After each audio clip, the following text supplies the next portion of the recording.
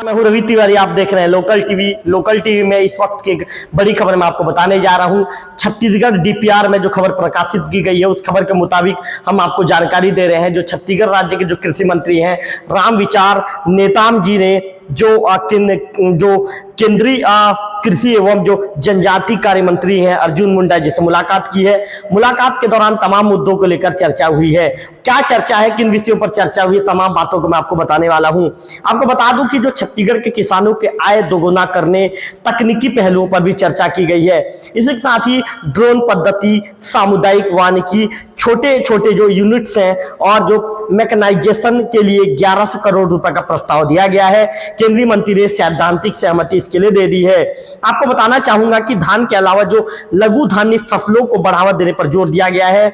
इसके अलावा इथेनॉल जो बनाने के लिए की संभावनाओं पर भी चर्चा किया गया है। बताना चाहूंगा कि जो छत्तीसगढ़ के कृषि विकास और आदिम जलद्यान जाति कल्याण मंत्री रामविचार नेताम जी ने दिल्ली प्रवास के दौरान, आज उनका दिल्ली प्रवास था, दिल्ली प्रवास के दौरान केंद्रीय कृषि एवं जनजाति कार्य मंत्री अर्जुन मुंडा जी से सौजन्य मुलाकात की है। आपको बताना चाहूंगा कि कृषि मंत्री ने नेताम जी ने छत्तीसगढ़ के किसानों की भविष्य की चिंता करते हुए उनकी आय दोगुनी करने के लिए केंद्रीय मंत्री श्री अर्जुन मुंडा जी से तकनीकी पहलुओं पर विस्तार पूर्वक चर्चा की है। एक साथ ही प्रदेश में किसानों को धान के अलावा लघु धान्य फसलों के प्रति जागरूक करने पर भी चर्चा की गई है।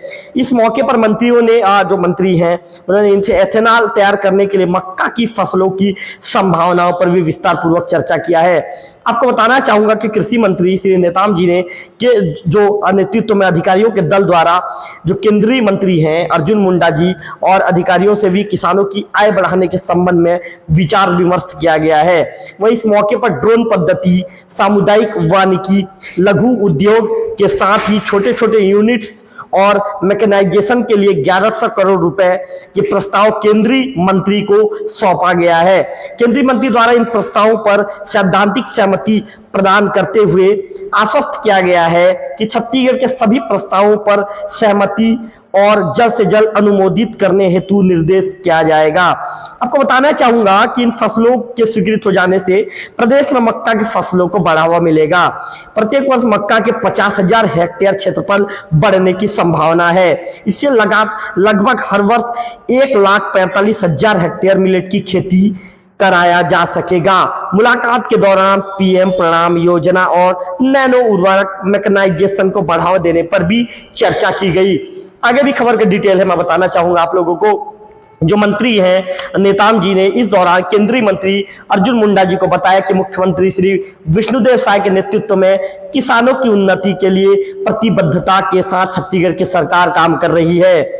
वहीं उन्होंने यह भी कहा कि हमारी सरकार ने जो प्रधानमंत्री श्री नरेंद्र मोदी द्वारा प्रदेश की जनता को किए गए वादों को पूरा करने के लिए कार्य कर रही है। उन्होंने बताया कि हमारी सरकार विपणन वर्ष 2023-24 में किसानों से 145 लाख मीट्रिक टन धान की खरीदी प्रति एकड़ 21 क्विंटल के मान से खरीदी किया गया है।